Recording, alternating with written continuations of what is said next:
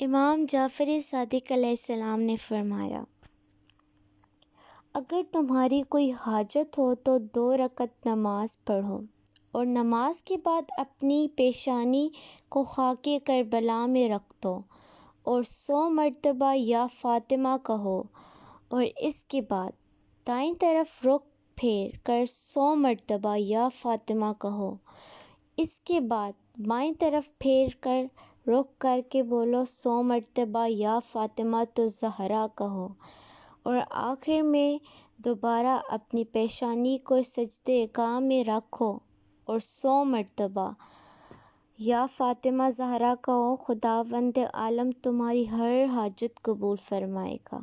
سبحان اللہ۔ Thanks watching my video. Subscribe my YouTube channel and watching my all new videos.